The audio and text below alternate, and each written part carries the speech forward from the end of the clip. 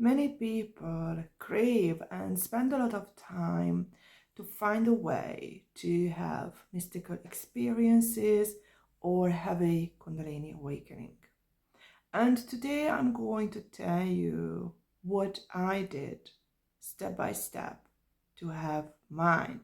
Because in most of my videos, I would say I talk about a longer time frame, so I cannot be very specific. But in this video, I try to be as detailed as possible because the very first step is the most important, to find it within you, because this is where the individuality is, that whatever worked for me might not work for you, because you have to recognize that we are all individuals, and it means that you might be in a different part of your nervous system, and also you might use a different part of your brain. And the reason I'm saying that, because a Kundalini awakening is actually making all parts active that you have as a human, as a current awareness, and have the ability to connect them and make them work together. So if you are, for example, on the left side of the brain, you have to go to the right. But if you are on the right side of the brain, you have to go to your left. So this is how we are all different, but at the same time, at the very core, we are exactly the same. And today I'm going to explain what I did, where I started, and what happened step by step. So you always have to understand what is your starting point, because so many people focus on where they want to be.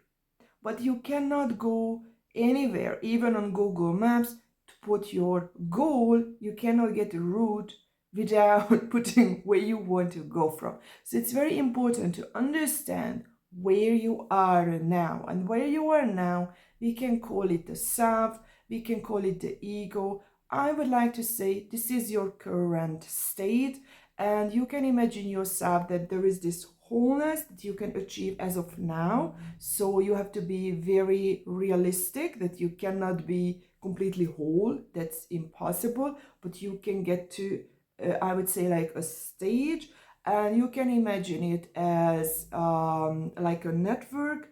Everyone is connected to this network, but or you can see like energetic lines, and this is where the differences are, that some of us are more dominant in certain parts and some of us are more dominant in other parts. And the goal is to be equal in all of them, not perfectly, but at least relatively, so you are able to move forward. So this network that you can access as of now can become broader and broader and broader and broader. And throughout lots of evolution, these are lots of life cycles, you will get to the final stage. But as of now, you don't have to worry about that. You only have to worry about finding who you are and how to break that. And in order to break that, it's not really breaking, it's just becoming someone else. And then you integrate the self that you break now and the new self that you create, that is actually your repressed state as a child. Let's delve into it. So I'm going to explain mine, and you can use this to understand yourself. So I will use the Enneagram terms, but I'm also going to show it on the body. Where is it? So I started as a very strong 6, a social 6. That means that I was really dominant in my health. 6, 3 is the emotional part. 3 really focuses on not failing and generally be someone desirable in the eyes of society. If you are an emotional part, then it's for the partner. So that's going to be a different type, and as a 1. And this is Enneagram 1. That's what is right, what is wrong. But if you are, I would say this is the most common combination, by the way, especially if you're coming from a traditional society. from authoritarian societies, authoritarian parenting, that from a very early age, they keep telling you what is right, what is wrong. So that creates a very strong Enneagram 1, and at the same time an Enneagram 6, because these are the rules, and at the same time a 3, Enneagram 3, that you always focus on how others see you, what other people think of you. And if you are a social 3, it means that you really focus on just to get along with everyone, and very easily you don't even pay attention to that. You can blend into, I would say, any type of society that you agree with, because deep down there is this very, very strong right and wrong that you learned as a child, what is acceptable and what is not acceptable. And this also means that if you were brought up, for example, as a part of a mob, then the mob is the normal, or the mafia is the normal, and everyone else is stupid, and you should stay away from them. But for example, if you were brought up in, I don't know, in a cult, then that's going to be. So this society can be anything that you learned as a child. And this is the key here, that you have to truly understand that when you grow up, so you go through developmental stages, these become the most commonly repeated things, but it's a repeated thing within your nervous system, your body and your mind, what you've been doing. This creates a pattern. And we believe that we have these 3 parts, the unconscious, the subconscious, and the conscious. But in reality, if you never change, if you remain exactly the same way what you learned as a child, it means that because you've been repeating so often these things and you don't question it, in reality, these are 3 different parts. We can name them unconscious, subconscious, and conscious. But all these 3 parts are going to be on an unconscious state, which means that it's so automatic. It's it's such a reflex that you always do exactly the same. You don't even think. You got used to it so much. So basically, you are on an unconscious state in reality. And this is where the problem is with these people, like these head type people, that they are so, I would say, stuck in a way that they have an idea about themselves, that okay, this is who I am, and they're very, very strong in that. And in a way that, for example, they see a bad behavior, I'm not going to be like that, I'm not going down on their level. So it's more about how they are seen, and everything else is repressed. So this is how you can see that the network is there, but only one part is really, really active and the other parts are inactive or repressed. But in reality, they exist in you as well, but they will come out. Those impulses will come out in a different way, because you cannot destroy energy. The energy is going to be there. Those impulses will be there, but they will come out in a different way that you don't even see it. Or maybe they will come out only time to time. So these are the people who are very, very passive aggressive. They always repress when they would like to react, and they get used to it. So they actually have this idea about themselves that they are really calm and peaceful, but to certain things they really, really flip. And that's when people can think that I don't even know this person, because now there is a huge shift. But it's when they repressed their anger so many times that it has to pop out, because all that energy is just surges within them.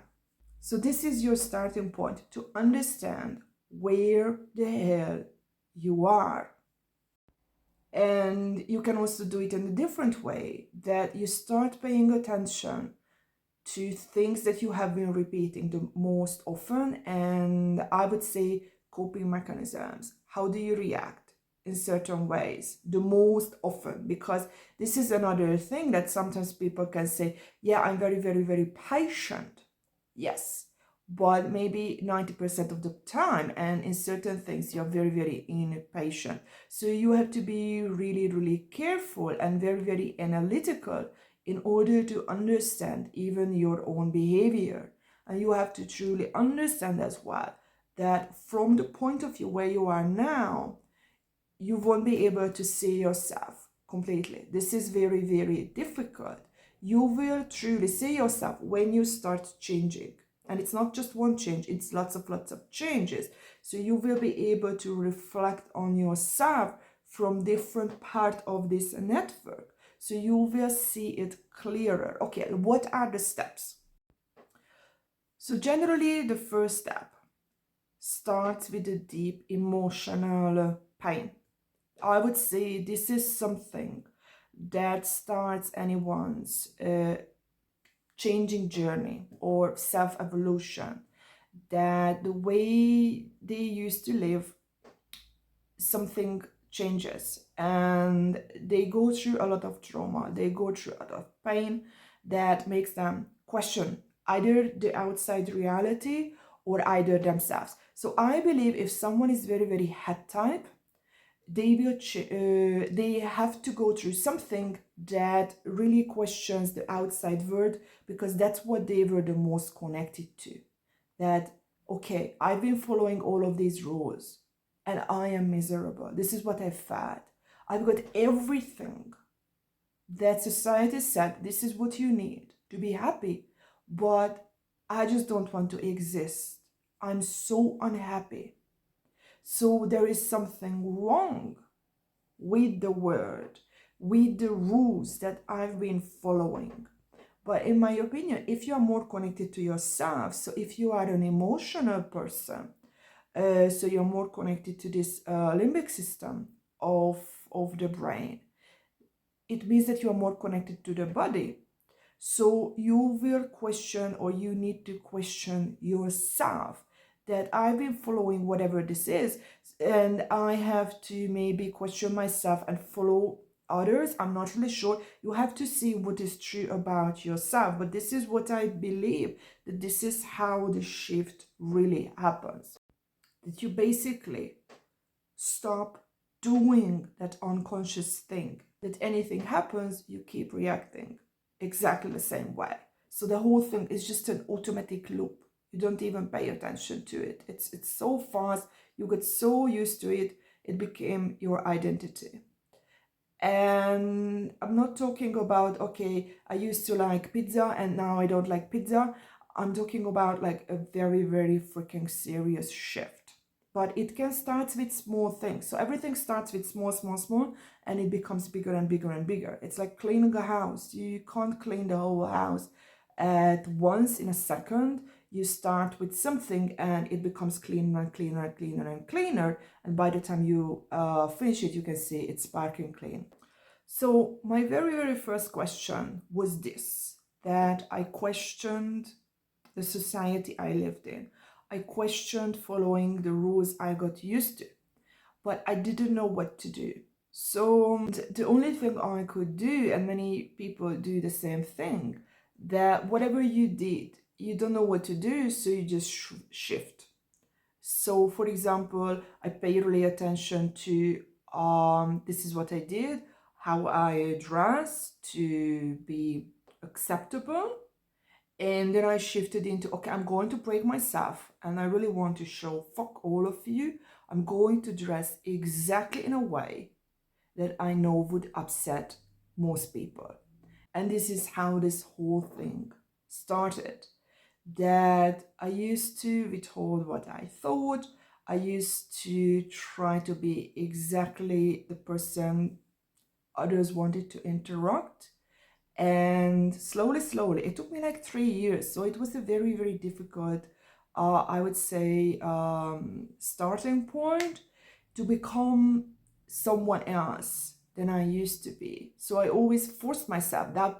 I always had to repeat it in my mind. I had to keep reminding myself. and telling these things that, yeah, you can do it, and all of these things, that I was so terrified because I felt always so anxious that, oh my God, I know what people think about me. Because this was something that I focused on so much, and I broke it. So it took me a long time to break that thing, because I recognized that if people really judge each other on how they dress, they're fucking nuts. And this was my conclusion. So if they are judging me by on how I dress, what's the whole point, by the way, of that? So these were the very first thoughts that I had. And then I think back, this is kind of childlike, because now you can do it in a different way as well.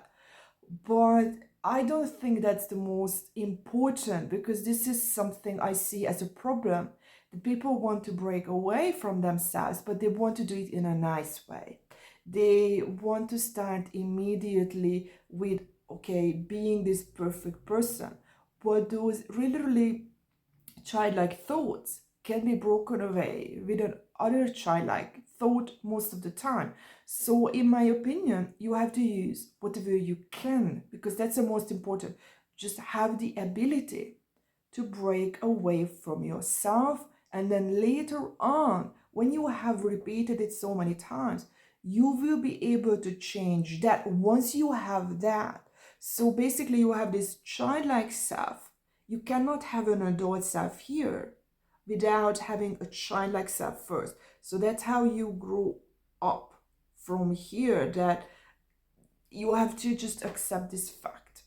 Because later on, this is what you have to accept as well. Like even now that I'm at a stage that there is this energy that I am very, very connected to, and it's in another life, the energy of telepathy.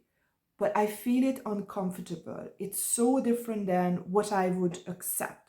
And this is the whole point, that you will always get to energies and you will always sense things that you cannot accept because you couldn't accept them either.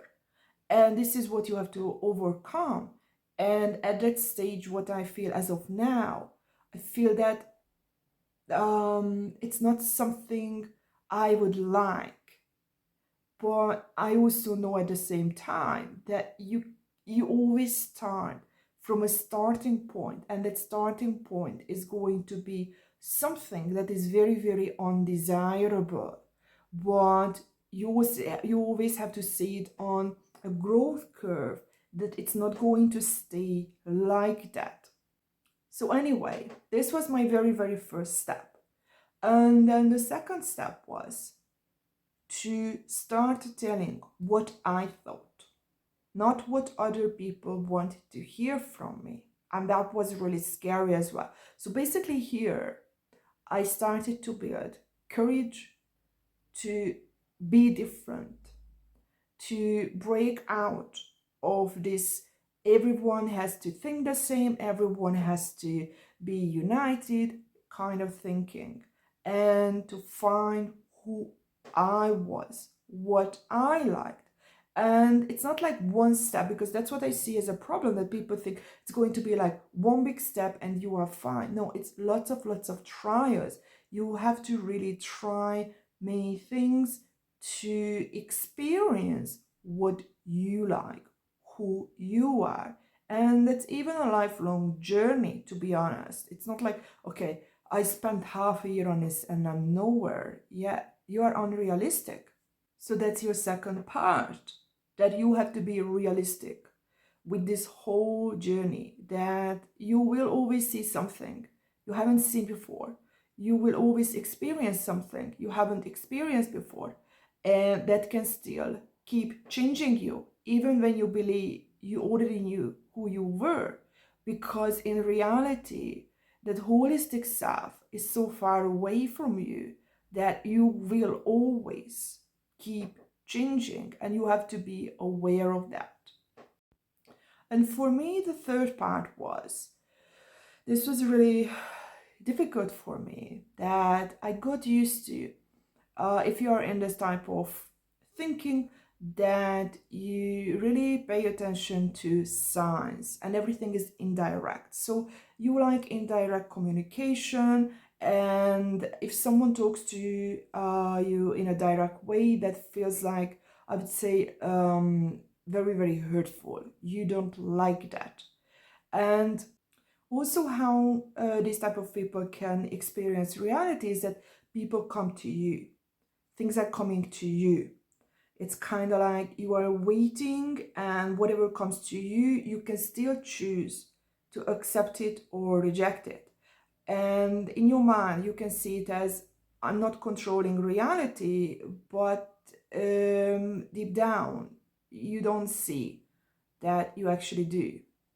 And that's what we have to see, that two completely different things can be exactly the same. So if you do absolutely nothing, just wait, that's also control, because you force reality to do things towards you. Or even when you're in a relationship, that, oh, I have this controlling partner, he always keeps telling me what to do, but maybe you force your partner to keep telling you things because you do absolutely nothing.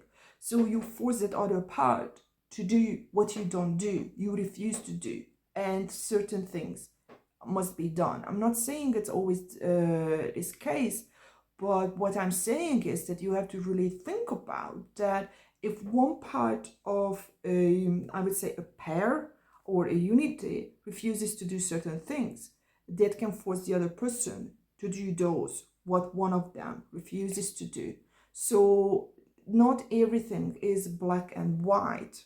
And this is exactly what I had to break out. This was my third step, that I met my very first twin flame connection. And that is a very, very strong, I would say, energetic connection that is coming from your mammalian system or your subconscious, or from your body, or we can say the limbic system. You feel that your aura connects. You feel a pull. Like it's a pull, like you can feel like your body is pulled to another one, and there's like a click. You can very clearly feel it, and you know it's something different. You don't have to question it, you know. And it feels like your energy connected to that other person. And that is really scary, because from that moment, you start changing, because your old self got triggered by a completely different person who is your own opposite. But your repressed parts are actually in that opposite that triggered you. And this is when you start changing. But you get this only because you already shifted your mind already to get down. Unless you are already in this part, but like you're more connected to the mammalian part, but then your journey will be a bit different, because then you have to move to your head more. So this is something that, again, it's different for everyone. And these are this type of, I would say, people who can act as a catalyst. So you can start your self-development journey really, really fast. And I'm going to show you how this relationship actually changed me, because this is when I started to go through a very, very sudden shift. So before this, and this is what you have to really see, how it changes, that you have these ideas about yourself, and a relationship like this will break all of this. So these ideas are actually your ego, that I believe I'm like this, I'm not like the rest of the world. Or maybe you accept, because this is where a lot of people go wrong, that they see, and this is how it was, I was that, okay, I accept a lot of people, I accept you, but I'm still not going to be like you. I'm not going to behave that way because I'm not like you. I accept who you are, but I'm not like you. And these relationships are going to show you exactly, yeah, you are not different, my dear. You are exactly the same. So I had this idea about myself, that I'm this perfect wife who always does everything, and I would never cheat, I would never argue, So all of these things that we imagine as the ideal person. And the interesting thing was that when I actually met this person, by that time I was married in that time, and I was already thinking of getting a divorce. I was really struggling to make that decision because I thought it wasn't the right thing to do. So my heart already knew long before, but I didn't want to do that. And that was a very, very social influence on me. And to be, I would say, even more precise, if this event happened in the beginning of my relationship, when I was still happy in my marriage, I wouldn't have done anything. So I believe that's one of the reasons it happened at a time when this step could even happen. So basically, I was already questioning a lot of things, and I was more like this instead of rigid thinking. And this person was also married. So that went completely against everything, and a lot older than me. That also went completely against how I saw anything. So, in a sense, this person was the least ideal for me at the least ideal time. And that's a very common thing with a sudden shift, by the way. And a very common thing in these type of relationships as well, that this person is able to trigger a part of you that was hidden from you. And that is going to be really, really uncomfortable because this is something you don't want to see in yourself. And this is where you can make a decision that if you keep repressing that part, you remain who you are, or you go after that repressed part that comes up and want to find out what it tries to show you. And this is exactly that, I would say, turning point that will decide what you are going to do. Will you remain who you are, or do you take the leap? And in my case, this leap was really huge because I had to first accept that I really wanted to have a relationship with that person while I was married. So that was really, really difficult. But there was this deeper part of me that didn't really leave a choice. And the most difficult part was that this I see it is like, this is so obvious. Why this person doesn't ask me? So I can see yes. So I didn't see. I had this huge ego in me that I expected him to take that step, but it didn't happen. So I had to build up a lot of courage, and it was so difficult that I asked him. And that was the very, very first time, and actually only time, when I did that. And that was so difficult. It completely broke me. It required to become so different than who I used to be. But that's when you can feel that it's actually there is a lot of shame that you have and a lot of fear as well. The shame that you are doing something that is not accepted by the people who were born earlier than you, or by the people who follow the same rules that these people might, and a lot of fear that maybe you will be rejected because now this dynamics that you keep living in changes. Because before I lived in a way that, okay, things were coming towards me and I could reject them, what I wanted. I had a choice.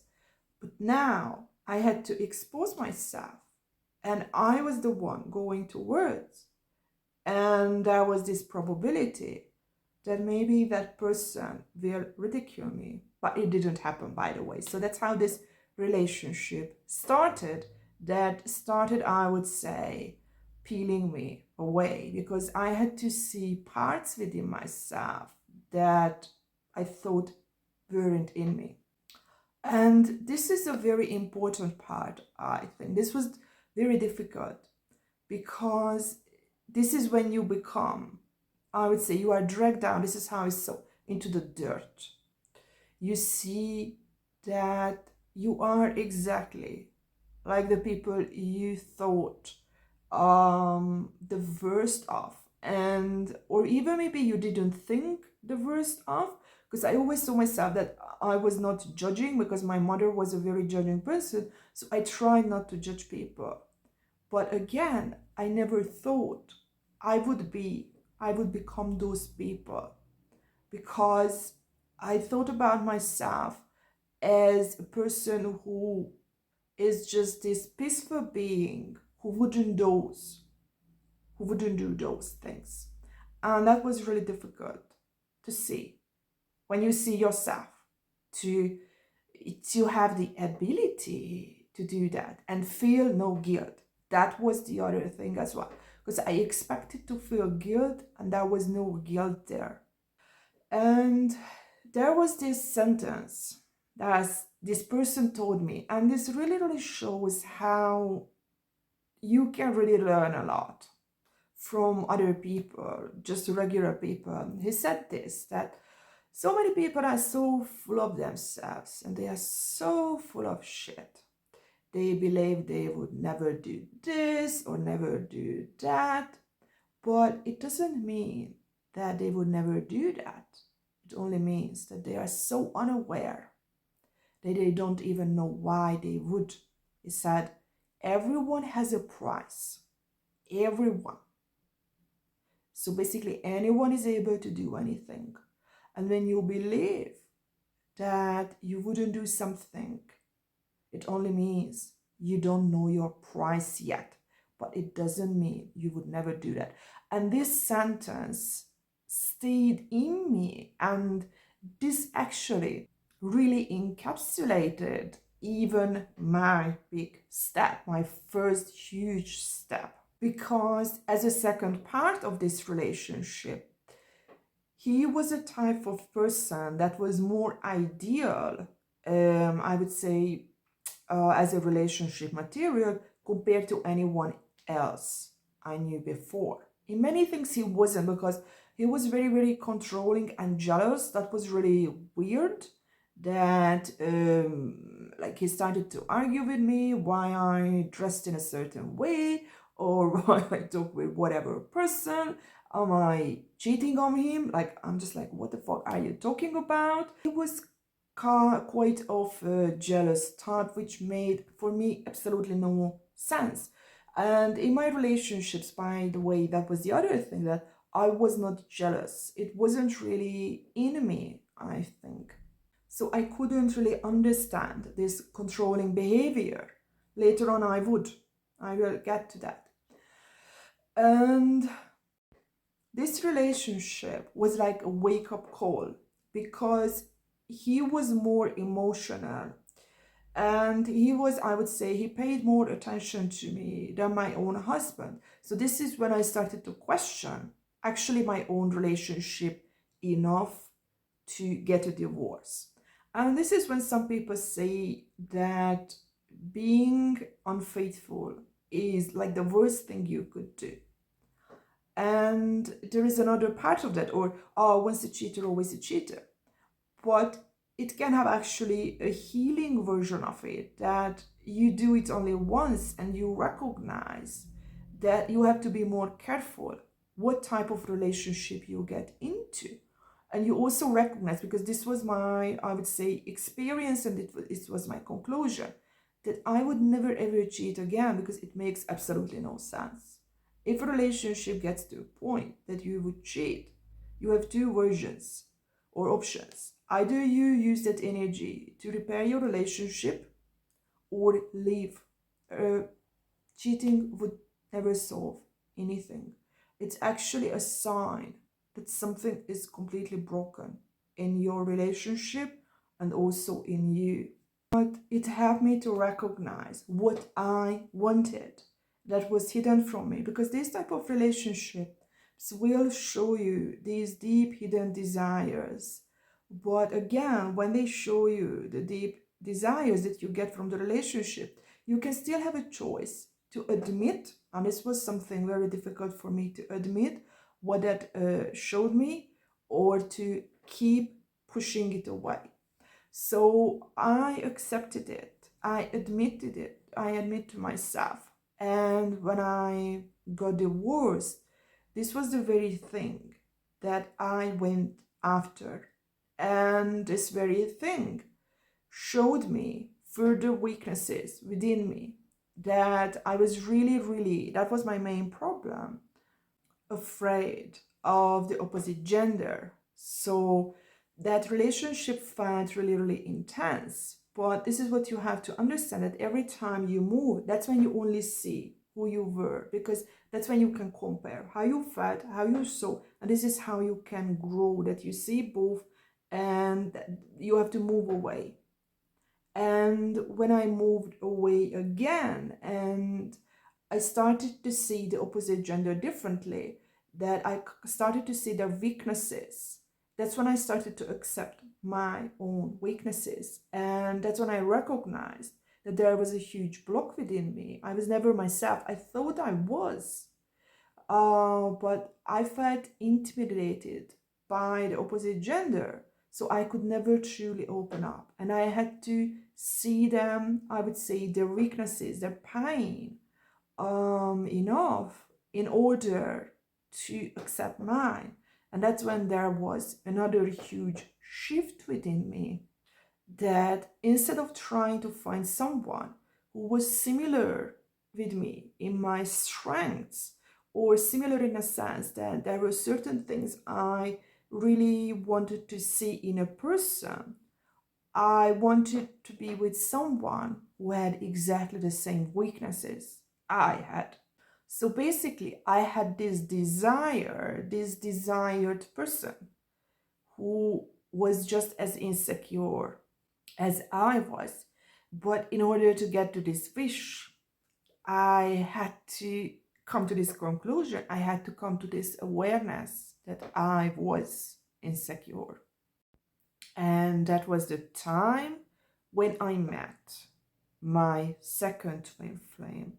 And to put this into a timeline, there was about 7 years difference between the first twin flame and the second one.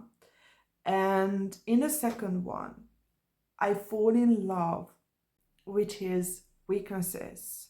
And this was the time when this energetic pull, because here there was an energetic pull as well, shifted me into my child self.